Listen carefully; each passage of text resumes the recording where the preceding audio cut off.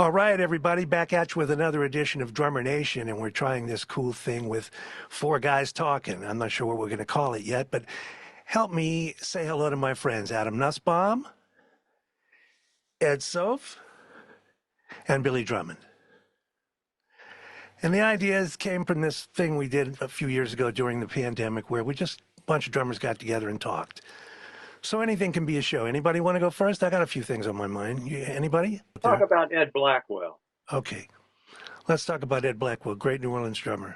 Yeah. Tell me, what do you think about him? Well, I revisited him. That band he was with, Old and New Dreams, Mm-hmm. Don Cherry and Dewey Redmond. Great, great, great band. And it's a album is called A Tribute to Blackwell, which I hadn't heard. And there's a lot of soloing on it. But what struck me,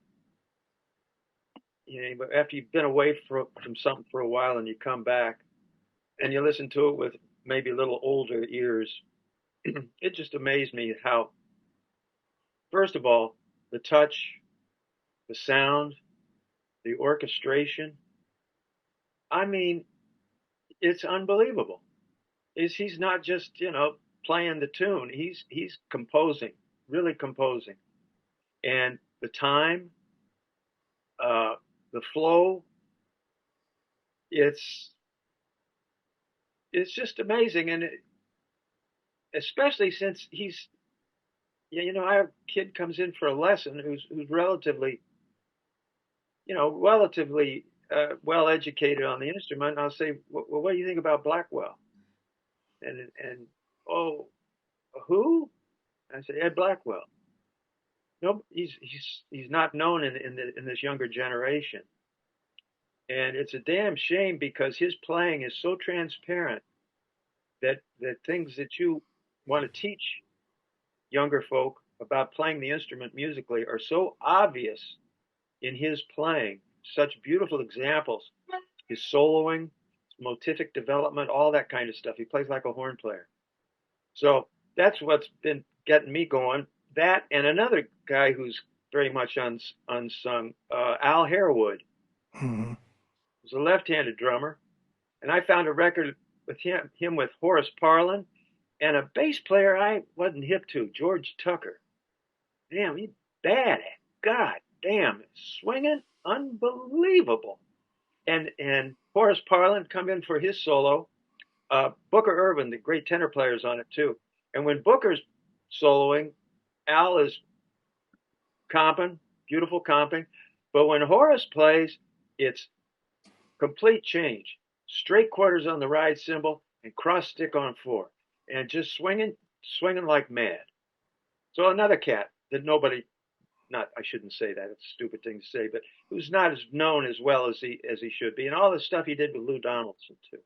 Anyway, that's those two folks are keeping me going this week. I remember seeing you do a clinic where you talked about different places you can put the time, and you went through all these different ways of doing it, and they were all great, and they were all completely different.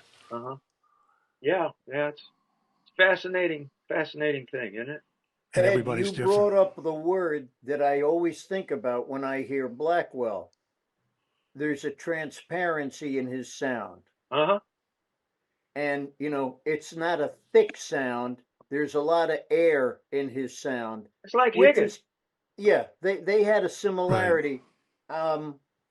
Blackwell to me seems more rudimentarily oriented and coming more out of the New Orleans tradition with what he does. And then, people would say, oh, he's playing all those African rhythms. Well, maybe they are coming through New Orleans, but his transparency of sound is beautiful, and it worked so well with Charlie, the same way that Sam Jones and Billy Higgins had that kind of relationship.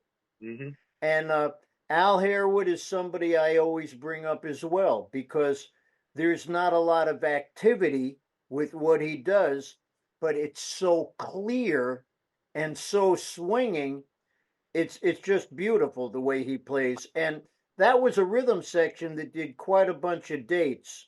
Horace Parlan, George Tucker, and Al Harewood. There's that great record Live at Minton's with Stanley Turrentine.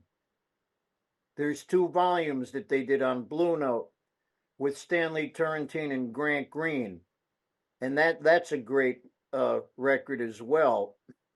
And what's great about that record is everybody is so in the time. Mm-hmm.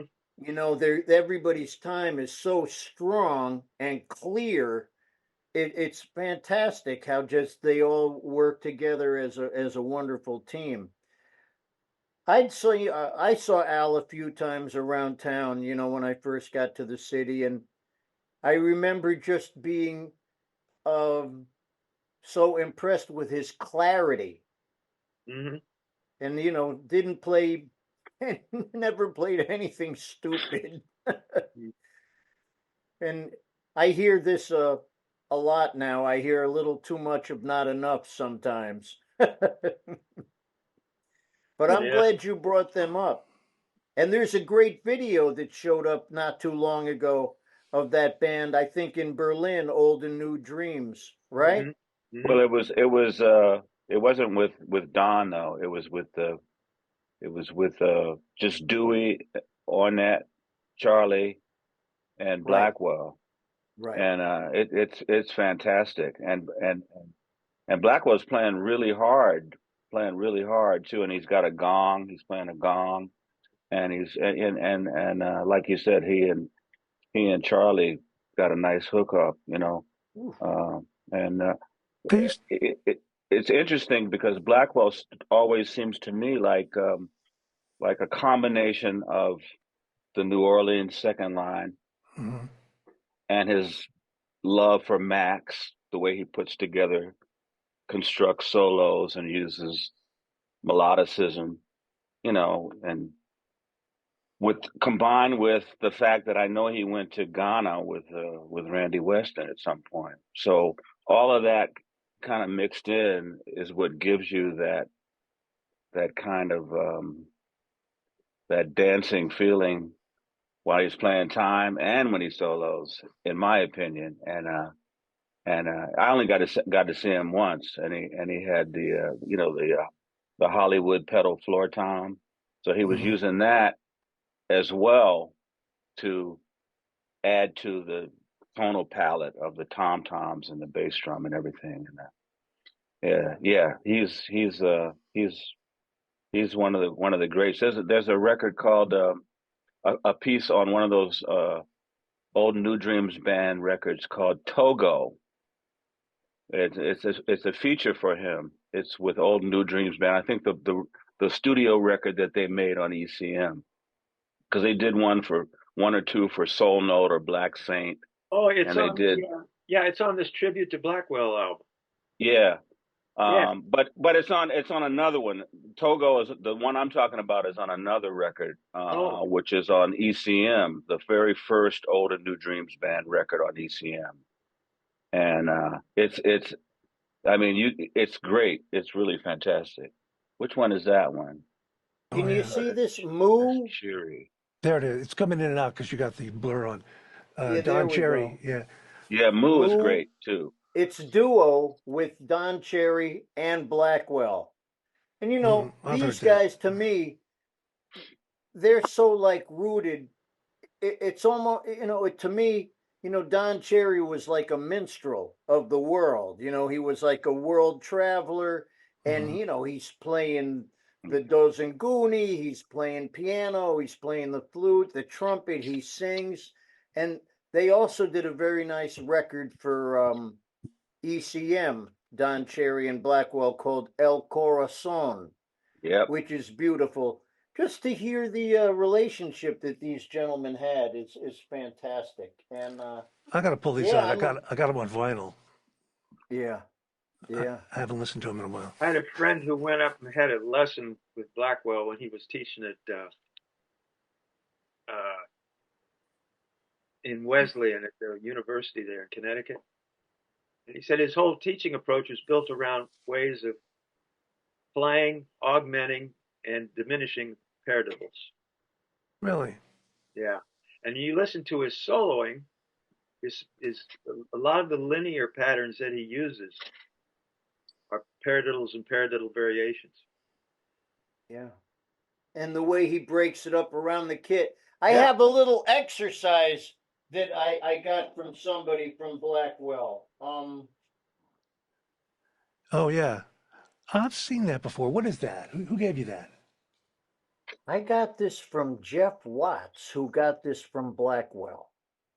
It's like a table of time kind of thing. Yeah, it's like you do one with one hand and you do the one line with the one hand and you do the I bottom see. line with the other. I see.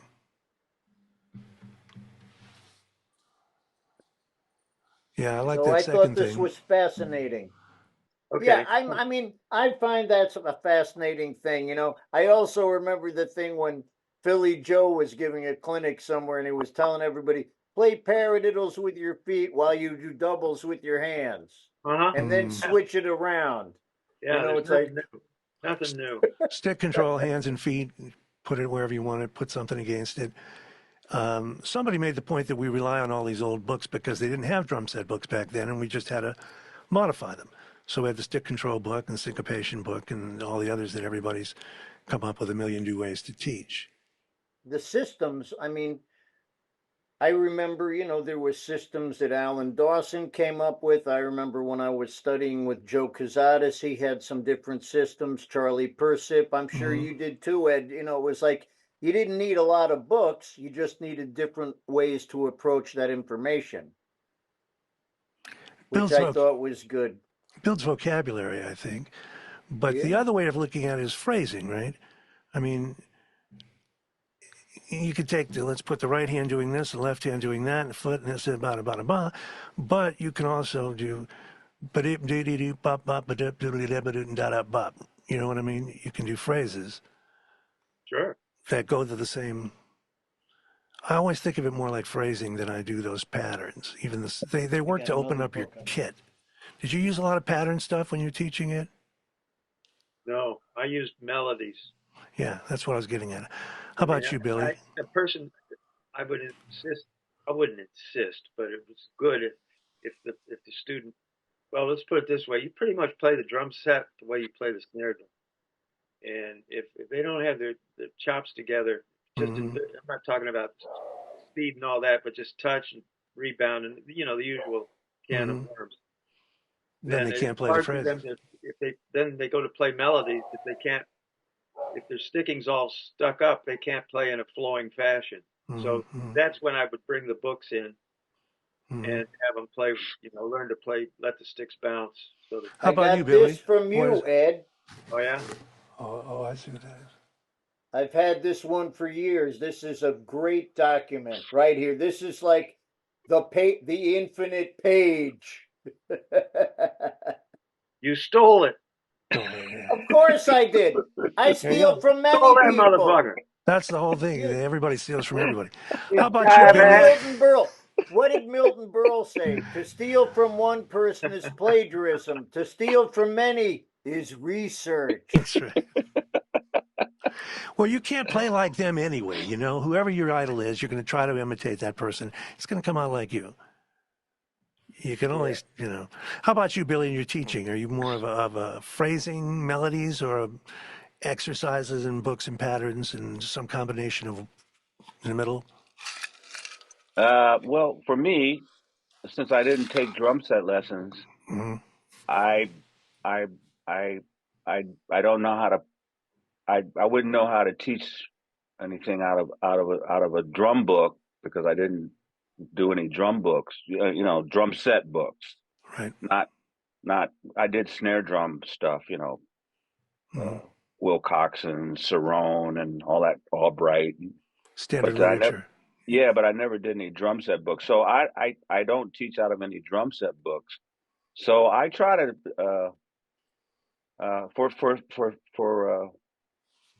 for phrasing, like 4-bar phrases or 8-bar phrases or 8 bars of trading or 4 bars of trading. I try to get them to incorporate the aesthetic of someone like Max Roach, just because the way he just he kind of really spotlighted that way of playing, in my opinion, musically around the drum set, and and putting together lines and spaces so that it sounded like uh, a melodic phrase, with what he had at his disposal in terms of tonality. But I think, I try to get them to at least think like that aesthetically. What they do with it, with whatever facility that they may or may not have, that's up to them. But that's kind of the way I approach teaching them how to think like that. That's what I do for myself. I mean, Max is a good blueprint for that, and then everything else, like what we were just talking about with Blackwell. Actually, this is the record that I was talking about. I have that, yeah. And it's got on the back. It's got a picture of them. It's on ECM. What's the name of that? I have that album in It's vinyl. just called Old and New Dreams. Right, It's right. just called Old. Yeah. It's on ECM. They did another one for ECM called Playing, which is a live concert, a double album live concert, which I have as well. That's a great album. But this has this piece called Togo. I mean, it sounds like a I don't know. It sounds like a second line drum Does it have a cowbell in it? and a cowbell. Yeah. Okay, So yeah, I remember there's now. like the West African thing, Yeah, and boy, that's all going of way that back. mixed up, and Yeah, his yeah. drums Is it kind of sound. like Poco Loco? Is it kind of got a little Poco Loco thing going on? Un Poco Loco. That's a different Sorta, guy. because he loves Max. He loves Yeah, yeah, he loves Max, man, and yeah. so if you guys want to check out that's really a fantastic example. And then there's another one, this one right here with Ornette. This is a real great one, and they do this song called T&T, Oh, which is that's with LaFaro. with LaFaro, yeah. And Right. Blackwell is just on. He's just on fire on this one, man. He's just Yeah. magnificent. So anyway, I got a bunch of Blackwell, but I couldn't get to it real quick.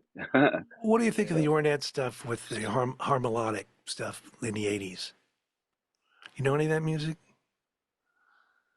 Any of you guys? No? Yeah. The harmonic, it's hard to listen to, man. Well, first time you eat broccoli, you may not like it. Yeah. That's right. I mean, I've listened to it many times, but it was not real accessible. Let's put it that way. I think, that was a name that was given to allow you to play freely. And instead of just saying playing freely, this was a term given to give it a specific coding. Everybody likes to label stuff. What happened? How come I just went sprinkling? I don't know. It's related to your hand motions. Yeah, but I think what's so fascinating is when I hear Ornette's first music, when it was the quartet, Charlie Hayden's role in that group was so, I mean, the way everybody was, but what Charlie did, he gave that music a foundation and a root like it had changes. Mm-hmm.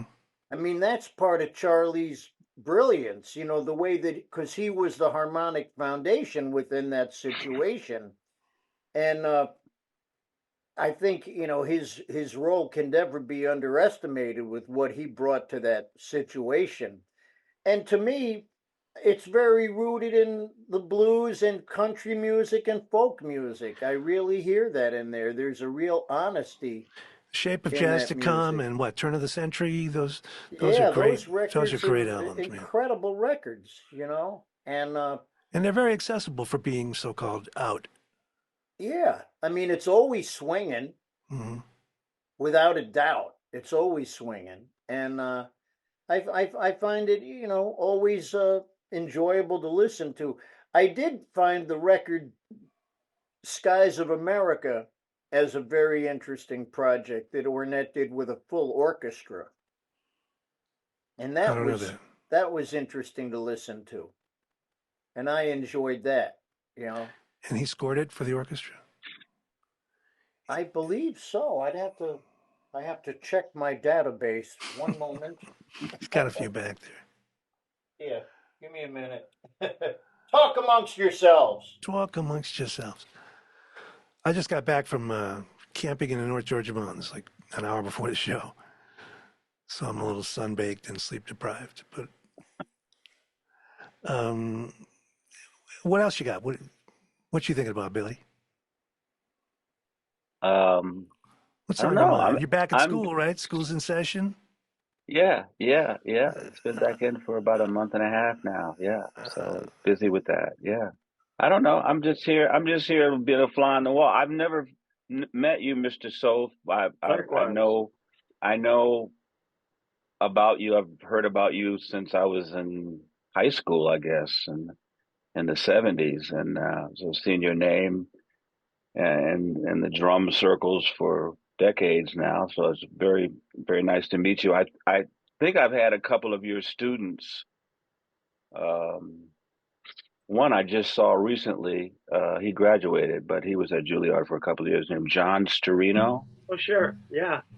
Yeah. He's a wonderful drummer and a great arranger and composer. Very And talented.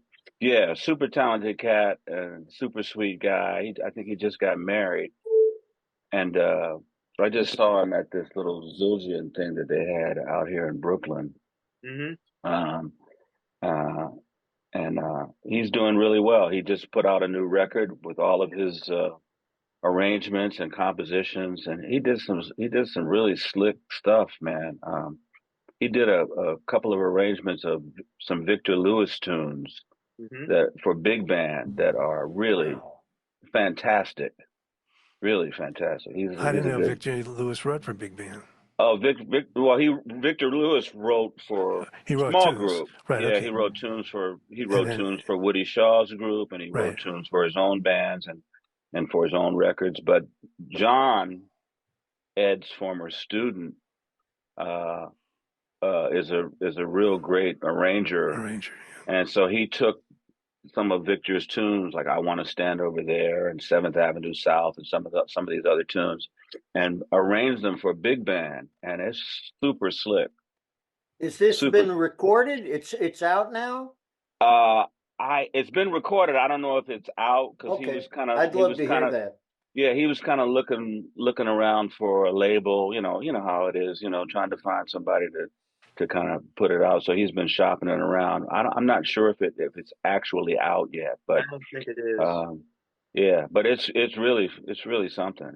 He plays great. He plays great drums too. He's a bad dude, man. Yeah, he was So very serious when he was in. very serious. I mean, at Juilliard, he was taking like composition, not jazz, but taking orchestral arranging and composition for classical music, 20th century classical music, and all that kind of stuff. So he's tapped into a lot of different things. So he's got a lot of opportunities available to him, film scoring and all that kind of stuff. He can go in a lot of different directions if need be.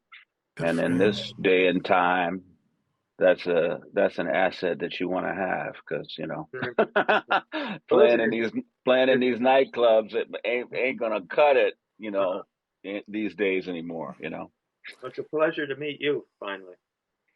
Yeah. Yes, my pleasure, man. Great. Adam, you're going back to Calf Heads? Oh, well, I did a workshop in Vienna when I was on my trip with my wife. I ended up doing something. And one of the gentlemen there is involved with a company called the Austrian Drumhead Company. And he's making calf heads. And they sure sound sweet on the snare drum. I mean, they sound sweet on all drums. They're just, a very time intensive and require maintenance and TLC. Oh, yeah. But there's nothing like that sound when you're playing brushes on a nice calf head. That one you pulled up, does it have fuzz on it? It has like hair on it? Like No, a bass drum This head? is Okay, 'cause some of them do. not like that. Right. I But saw what a I've pattern in it. also What I've enjoyed recently are these brushes that Vic came out with that have little balls at the end. They're called live wires. And what's great is, I mean, they are loud. I mean, really loud. So you better have your moves together. What I've been doing is sometimes I'll use a regular pair of brushes at the beginning of the piano solo, pick up one of these, go to the ride cymbal, because you get a lot more definition with the little balls. And, so you can shade each chorus a little differently. But these are, if you haven't checked them out, man, they're really fantastic. And what are they Ed, called are you again? hip to these? No, What are they called Yeah, again? they're called live wires. Live wires. Okay, cool. It's a brush with balls. A ballsy brush. Right there. I mean, it's. I don't know. You can see it, I think. Yeah. So they really get some definition, especially if you want to be playing on the cymbal and stuff like that. But when you're swishing, you can play with a regular brush, then you go to these. It's like you're up at a 200% with the volume of the swish. And then when you got a calf head, woohoo! Well, back to the calf. You do calf on the batter sides only, or you try to do both sides, or? Oh no, I used for many years. I was using calf on my bass drum and on my snare drum, but not on all the other drums. I mean, but only on the batter side, right? Not the resonant oh yeah, side. only the batter side, Right, not the resonant side. Yeah, and yeah, they have an amazing sound. And the other thing I've been doing is when I'm on the road, I learned this from the Danish drummer John Engels. He's kind of like the Mel Lewis of Holland. He always would bring some sandpaper with him in case you got to drums de jour and the snare drum had no more friction on it. You could just do this and rough up the head a little bit. So some old bebop trick we learned from the elders, you know? he probably got that from Thigpen because Thigpen always carried sandpaper for the very same reason. Yeah. Yeah. I mean, who knows where he got it from, Yeah, you know? right. How about a Band-Aid on the underside of the snare head? You ever do that? What's that? A Band-Aid on the underside of the calf snare head. Just a little something. Wow. How about the guys who I've put, seen that. Stan Moore was showing me, he puts cotton balls in his tom-toms. Just to let him play. And he knows how many. Like, no, the 10 can only have 2. And the 12 needs 3. And the 16 needs 5. And they sit on the bottom head and they don't make any noise. And I guess if you don't want to have much sustain and much length of note, you takes out want to, just he's got it dialed in to where, the right number of cotton balls. Que sera, sera. Works for him, yeah. Whatever works for you. Yeah. I've seen a bunch of things lately of people trying to. I put potatoes in my drum. Is that that new kind of thing you got now, potato head? Yeah, that's my sound. And if it's a funk gig, I put yams in my head. You dig? Different vegetables for different kinds of gigs. I've encountered some different kinds of strips for sizzle cymbals. None of them work. This one, the cymbal, these things dance all around where your stick is. Sorry, they're always in the way. And it you looks can put like it a on. Sex toy. Yeah, doesn't it? I don't know what's in your nightstand, but. And this is another one that fails miserably, I think. And the idea is you adjust the length of the chain and it goes on there. There's another one I can't.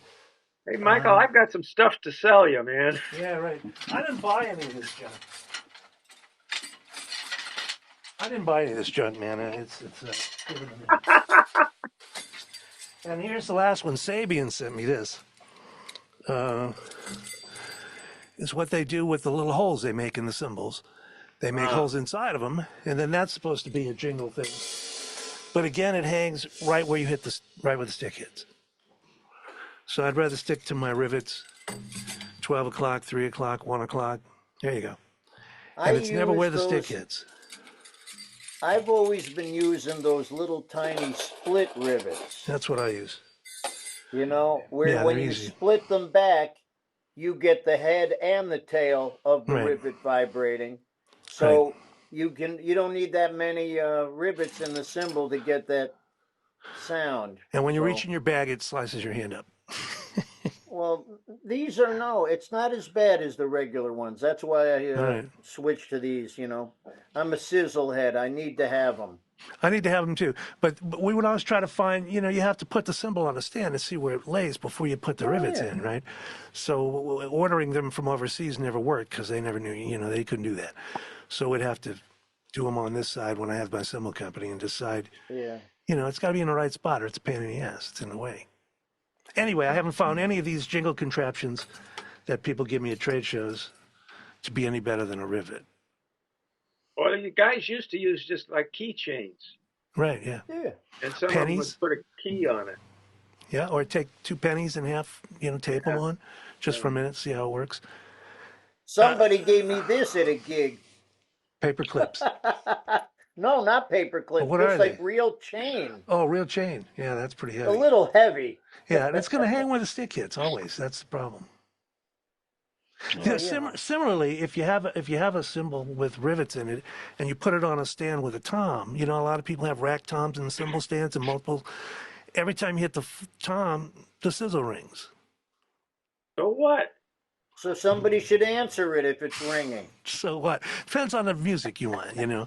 In a jazz band, more power to the ring. Yeah, yeah. Some engineer would say, "Hey, man, we're getting a ring on that high tom." Okay, I got another one.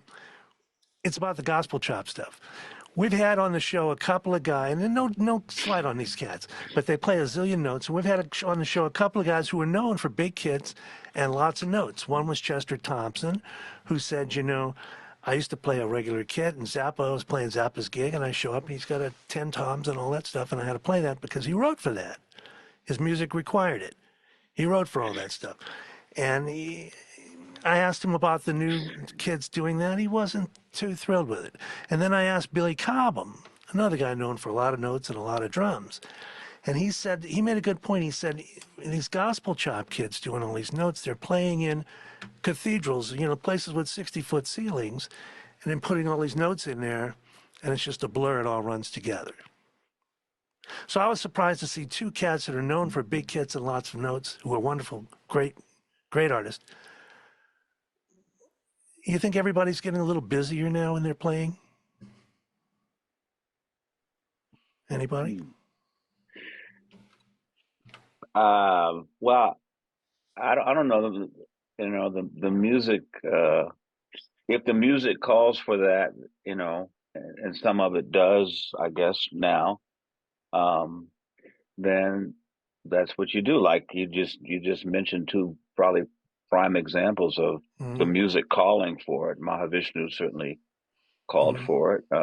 I think when we spoke the last time, I mentioned that Mr. Cobham set in on a gig of mine where, you know, I had my setup, which is just a regular 4-piece drum set, and he played brilliantly on it. I mean, it was magic, sure. You know. Yeah. So I think if the music calls for, well, not so much the setup, but if the music calls for a lot of activity from the drummer playing around the drum set, then that's what the music needs, you know. If they're doing it in a situation where it's inappropriate to do that, then that's probably where there could be some problems, perhaps, you know, Right. from just a musical integrity situation, you know what I mean? But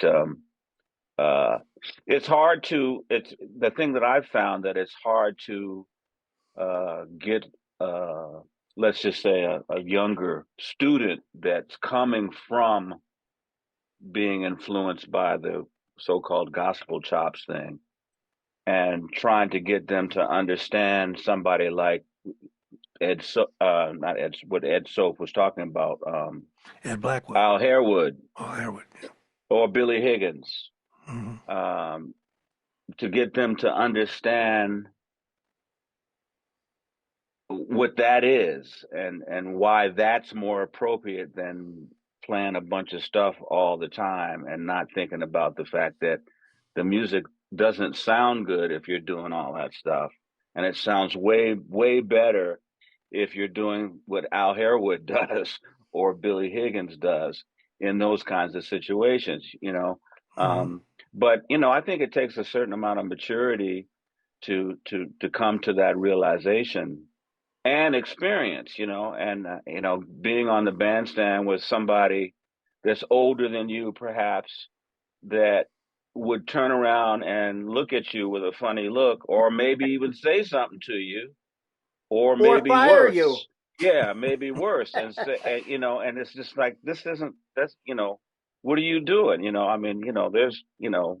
That kind of stuff doesn't happen much anymore because of it's just not politically correct, and you know, but back in when I was growing up playing in Virginia, playing in, you know, the Dosha Kai Club and the Elks Club and playing with these guys that were, you know, 50 years old. And I was a teenager and, you know, they didn't want to hear it. They didn't want to hear that. They And the didn't, audience didn't want to hear it either. You know, they and they want didn't mince any words about it either, you know. yeah, they didn't mention any, you know, they didn't mention any words. I mean, but you know, but so it's hard to, you know, it's hard to kind of reach people that don't that don't get it and haven't been in a situation where, you know, the light bulb goes off and goes, "Oh man, I see what they're talking about. Now this is not going to work." So, but you know, that's my take on it, you No, that know, was brilliant. That trying to get summarized exactly what I was thinking. yeah, trying to get people to come to that realization, and it and you know, it might not even stick when you're talking to them in the lessons. You know, maybe they'll come to that realization down the road if they're fortunate enough to get into a situation where they have to uh, Haven't we all leave had that that? at the door. Haven't we all had that moment when you go, "Oh, that's what he meant," when my teacher told me that 20 years ago. You know, the way a lot of young people, the drums are primarily obviously visual at first. That's what attracts you. And but I had a thing happen one time. I was doing a clinic at a music store, and I was using just a small four-piece kit like I normally play.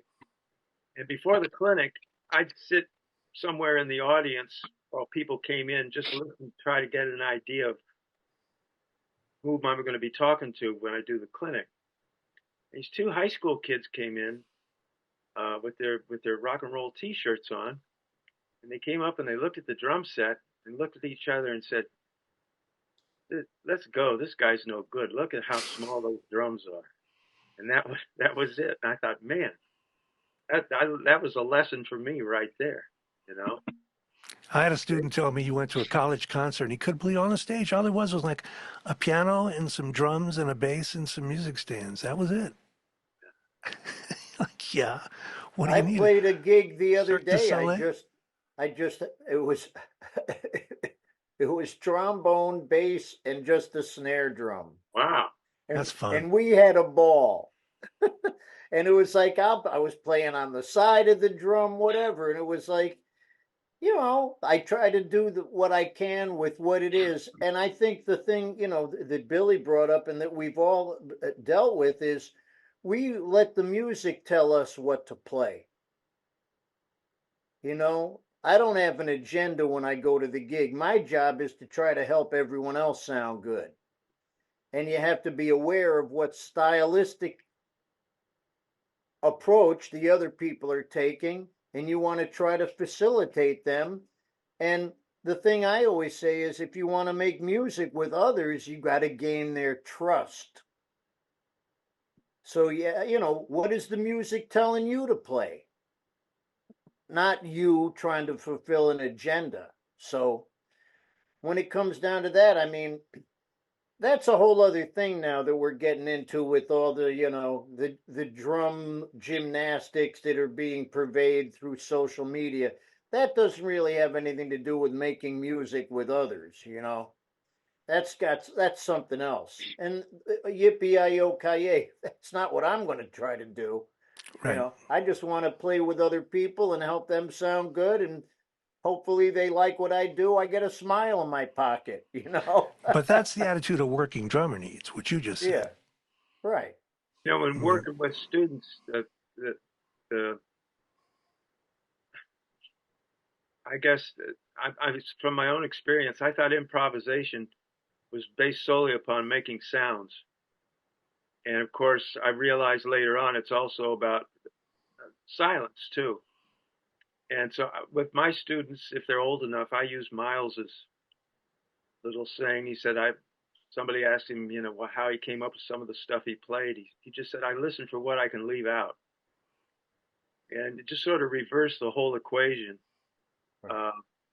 And teaching people that they can improvise with silence as well as with sound, and that is very basic. It sure changed the way I played the instrument. Well, we don't have to breathe to play. I noticed the people that violate this the most are drummers, guitar players, and piano players. Unless the horn player can circular breathe, God forbid. And then they're not really making lines. They're just kind of try. But the thing is, I love that line. What you said. What you can leave out. The space frames the note, and the note frames the space. Uh-huh. And the other thing I say to young guys who they're playing so much, I said, fire needs some air. Mm-hmm. You got no air, you got no fire. Mm-hmm. So you have to, and to me, the whole thing is figuring out a balance with what's going on. And I think, it's very important for young drummers. You have to learn to be a team member. I always tell young drummers, I say, listen to great bass players. Mm-hmm. Listen to how they get the ickety boom going with your spittle-a-dang, trying to find that kumbaya. And for young bass players, I was so fortunate as a young musician getting to play with older musicians, bass players and things that had more experience than me. They had more time with the time.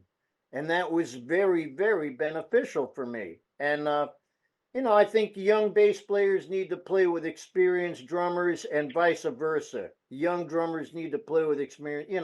There's got to be that. They used to call that the battery, like in baseball, Yeah. a pitcher and a catcher. Yeah. Those great combinations we were talking about, certain drummers with certain bass players. Yeah, absolutely. One of the nice things about going to New York in the 60s, which was when I first went up there, late 60s, is that a lot of the old timers or older generation players would hire new cats in town. That's how I got my gig with Clark. And you may not be on the next album that the guy does. You might get somebody who's established and got a big name, but you'll be doing the gigs.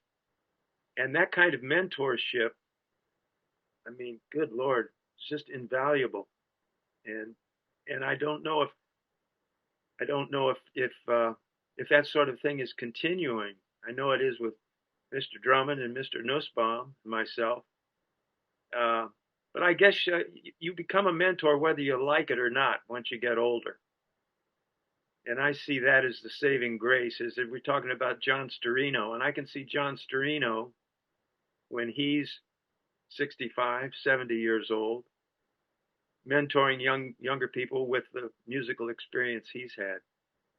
So I think, in a way, I hear these calls of doom and gloom that mentoring is gone. Well, generationally it is, because generations die, but there's still caring older people who are willing to share their experiences and knowledge with younger people. That's a good point. And I think that's how we all really learned. We didn't learn out of method books. Right. We learned by watching and having a horn player turn around and say, "What in the fuck are you doing back there?" Or else, yeah, young blood, that's it. You sound great. I got to LA in 1980. It was the tail end of the West Coast jazz cool school studio cats. They were all still around.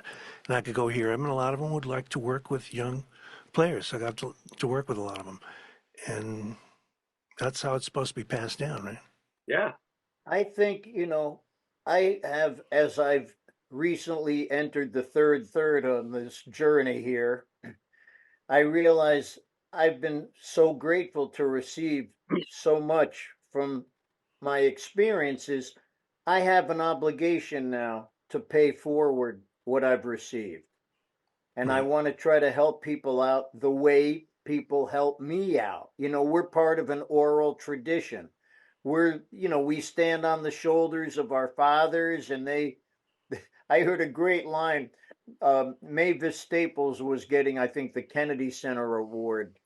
And when she was up there, their father was Pop Staples. And she said, well, Pop's built the foundation. We're just working on the building. Mm-hmm. And I thought that was wonderful. And, this is what's going on. We have to maintain this continuity. And, I have to pay forward what I've been able to receive. That's what It's you have to try to do. it's the musical version of the concept noblesse oblige. You know that concept of the obligation of the nobility to help everybody under them, and in this case, it's the obligation of the veterans, the great musicians, the artists to help the kids coming up. Goes Yeah, around, comes around. That's how amen. everybody learned, right? I mean, so everybody I learned. mean, my first exposure to drums was seeing people play. Monkey see, monkey do. I didn't, I listen to the radio, you hear things, you try to do it. You can't do it, you keep trying, eventually you figure it out. Right. So Starts with something it's an very simple. ongoing process. Yeah. First time I heard a drummer, I was like 10 years old, and I was looking at him play. I said, "Oh, the left foot keeps the hi-hat closed when you hit it with the stick."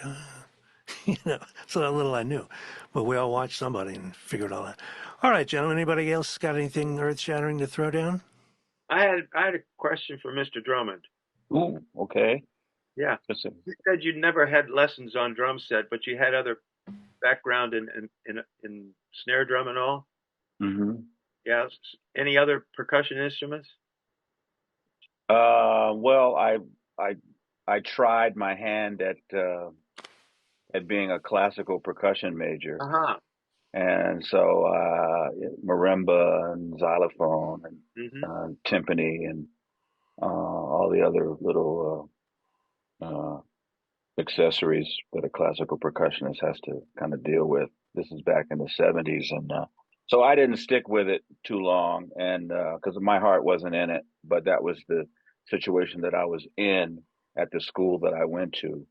But I was already playing drum set. I had already been playing drum set for, I don't know, however many years, 10 years or 12, 13 years prior to my getting into that thing. But I did the whole thing in school, elementary school, with the concert band and the high school orchestra and all that kind of stuff. But I was playing drum set all on my own simultaneously throughout all of that. So I think it in hindsight, looking back at it, it was a good thing because I can appreciate uh, the work that goes into just having a good, solid technique uh, that you have to be able to play Mm-hmm. orchestral snare drum or rudimental snare drum, and then having dealt with the mallet instruments gives you an insight to the keyboard, and so all of that stuff all of that kind of stuff jumbled up kind of helps you become a better, I think, become a better player overall. Yeah. Whether you want to play jazz or whether you want to play fusion or funk or rock, it just makes you. I think it just makes you a stronger musician. Mm-hmm. And How about you, and Ed? You play anything else? Mm-hmm. You play anything else? Well, I was just thinking because my upcoming was the same. Yeah, I played xylophone and tips and all that, but I wasn't ever My, any good my at it. my ambition was to be a timpanist in a major orchestra, Really? and but the drum set just sort of stole me away. Hmm. But I did not, like Billy. I didn't have any drum set lessons at all. when I was younger. It was just all copying records and teaching myself the Chapin book, and which I had then spent years unlearning when I heard how people really played. My first drum lesson was in North Texas. Nothing against Jim. When I finally met Jim, I I said, I sweated blood learning your book, and I said, like, can I ask you a question about it? He said, sure. And I said, did guys really play like that back then when you wrote this book? And he says, oh, hell no. Those are just exercises. And I thought, oh, man, you should have put that disclaimer Thank you in the very book. much. Sure, now. Because I was a walking Chapin book. I didn't care what I was playing. It was Chapin, baby. They laid that on me when I was a freshman. I'd never heard of the book, and worked through it Chapin like at the everybody else. Woodside. That's funny. For me, my thing is, I studied classical piano from 7 to 12. Yeah, same here. And so I kind of came to the drums from music. I didn't come to music from the drums. And I was just playing the whole time, monkey see, monkey do, records, listening, watching. And I didn't have any real drum training. When I was 13, I was like, what am I doing? And then I didn't even know what rudiments were. But I was just kind of, finding things, I got a lot of deficiencies, but I'm trying to work through them. It's interesting when you look at some of our some of our heroes, these guys back here and stuff, like those interviews that recently came out on YouTube. Not recently, they've been out maybe 5 or 6 years, where they're interviewing Max. This is at Howard University. Guy interviews Max, and during the interview, Max goes to the piano, starts playing the piano and singing. Yeah. Then he interviews Philly Joe Jones. He goes to the piano and plays one of his tunes.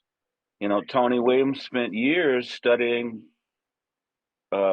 orchestration and classical composition. He wrote some great tunes in Berkeley. Mm-hmm. Jack DeJohnette started off as one of the hippest young piano players in Chicago. Yeah. And so the way that those guys play indicate the fact that they really have a great understanding of how music works. And so when they play the drums, it's all there.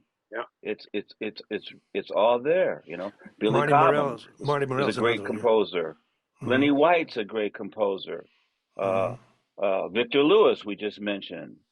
There's a record I have of it's a Billy Higgins record. I think it's called Billy Higgins Once More, where he's playing guitar. Yeah. Oh, and singing? Yeah. It is. I don't know. You think he's singing? You think he's singing in Portuguese? But and it's just complete gibberish. Right. But you'd swear. I played it for people as a blindfold test. What is this album? I played it. It was called Billy. It's called Once More. Is that what it's called? I have it. I can go get it. I'm gonna look that up. I have it somewhere. And it was gibberish. It's a song called Bahia, Bahia, and he starts off playing guitar and singing.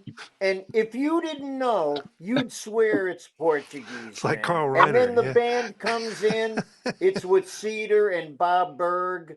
Mm. Oh, it's great. It's really great. Yeah, Billy Higgins, man. Well, Edward worked with Mumbles, right? Wasn't it Clark Terry? Didn't he do the? Oh yeah, Mumbles. We love that. Well, the story I heard was that scat singing started when the lyrics fell on the floor at the record date that Louis was doing. And he just kept going. Just kept go going, ahead, baby. First scat recording ever, heebie-jeebies. Woo! Little did he know. Yeah. Well, we've lost Mr. Drummond. He's looking up something. I think he's going to go find that record. He has a very extensive collection. Yeah, I'm sure he does. And, you do too.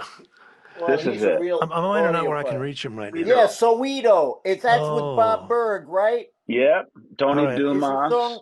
Is it Bahia, Bahia? That's it. I'm gonna get that. That's it. Yeah, you gotta hear this. Soweto. All right. This is remarkable. It's so beautiful.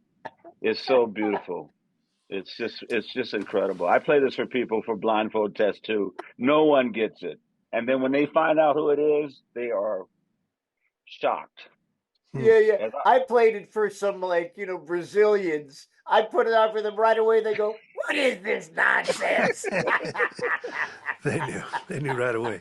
but the inflection is it's just so beautiful. I mean, it's like, the musicality is so deep that, you know, you have to ignore the fact that it's not, there's no language there. He's not speaking a language, but You wow, you he's singing swear he beautiful. is though, man. You swear he's way in there. Yeah, I mean, it's the romance is there. Everything. It's really fantastic. Yeah, Yeah. yeah. Unbelievable. Well, we're speaking a Unbelievable. language here about drums and drumming, and I appreciate you guys hanging out. Anybody else? I'm ready to tag it and bag it and call it a thing. All right. I'll send you guys a. I just did a thing in the last month, just talking about, when Mr. Soph was brought up, Blackwell and the very underrated and underrecognized Al Harewood. I just did a 3-part series by this guy named Ken McAuliffe, he has a channel called Jazz Vinyl. I think it's Jazz Vinyl Lovers or something. Anyway, he used to write for Modern Drummer magazine, Mm-hmm. and he writes for Stereophile, which is an audiophile magazine. And he came over to my house, and he just wanted me to talk about, show records of some of my favorite drummers. And Mm-hmm. what I ended up doing was, instead of doing that, because I would have done, 500 Elvin Jones records, 500 Philly Joe Jones records, 500 Max Roach records, Mm-hmm. blah, blah, Lewis Hayes, yada, yada.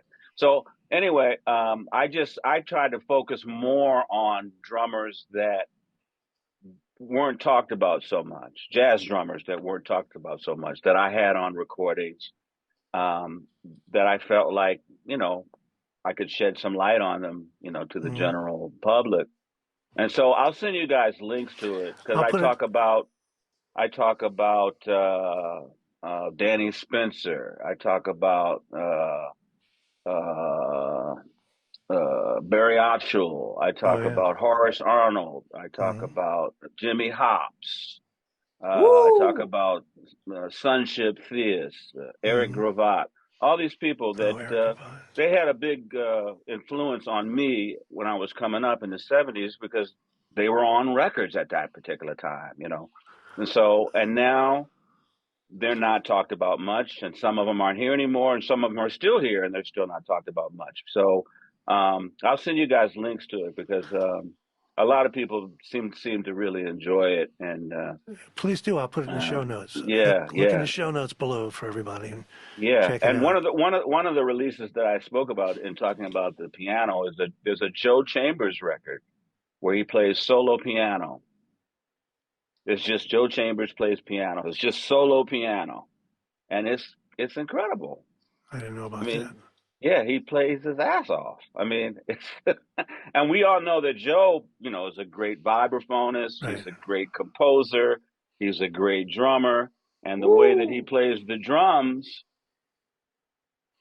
you That's you hear, another clarity. That's another yeah, beautiful transparency. yeah. I Yeah, mean, it's incredible. all there. It's all there. So anyway, I Yeah. just wanted to bring Is that up. is Horace still around?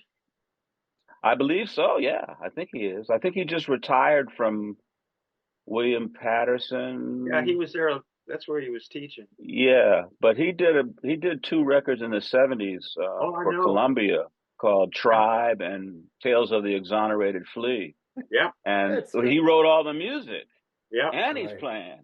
yeah. He's something And else.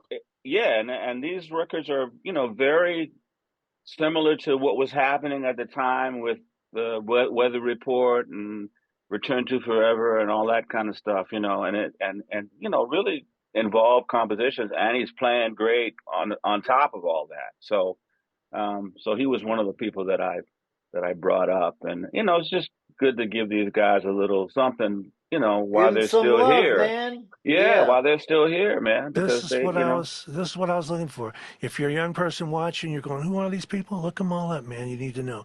If you're an older person, you're probably going, "Yeah, right, yeah, I know those cats." right, yeah, because I'm So, sure Mr. Soph and Mr. Nussbaum, they were on the scene when these guys were on the scene happening. So they were just your colleagues, you know. They were you Jimmy guys' colleagues. Lovelace. Lace, man. Horace and I made one of the first drum set instructional videos. Wow. For Hudson Music back in the 70s. Is that available on DVD or was it a VHS tape? It was a VHS tape, yeah. Maybe on 78. This is more like a wax cylinder. Wow. Yeah. Yeah, that's great, man. So is it on YouTube now or? I haven't looked. I can't even. I think it was called The Drum Set: A Musical Approach. we'll have to look for it. Yeah. If you find it, I'll put that in the show notes too. Great. Yeah, All right, that's gentlemen. great. I'm in august company here. I know who all those drummers are. My career didn't interact with them, but I'm a local guy, you know, holding my own as a drummer and having a great time with more world-class monsters like you. So I appreciate you, gentlemen. Oh, there's the real Cosmo. star of the show right there, Cosmo. Oh, Hey, Cosmo. Cosmo. He's Adam's spiritual advisor. That's it. He's my buddy. I love my dog too. All right, guys, we'll let it go. We'll do some more of these. Thank you, everybody, for participating. And It was wonderful to see everybody. Just stay healthy and let's just pray for some peace in this crazy world. Amen. and Amen. I don't want to be political, but vote, okay? Just vote. Amen. Find somebody to vote for and fucking vote, okay? All right. See you guys. Thanks. All right, Bye-bye. great. Aloha. Ciao. Take Ciao. care.